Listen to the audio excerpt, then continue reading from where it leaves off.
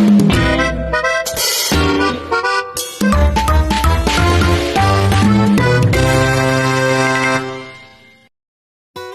day everyone!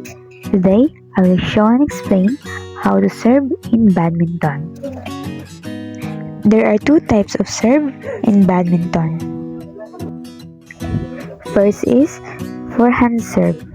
Forehand serve is done by holding the racket with your dominant hand and swinging your arm forward.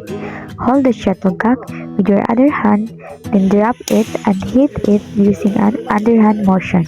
Second is backhand serve. Backhand serve is done by holding the racket in front of your body.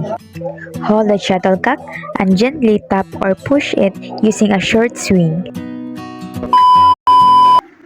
There are three basic skills in badminton. First is serving. This is how you start the game. Second is hitting, striking the shuttlecock to the other side. The last is footwork, moving quickly and properly on the court. So why I choose badminton? I choose badminton because it is fun and enjoyable to play. It helps my body becomes active and healthy.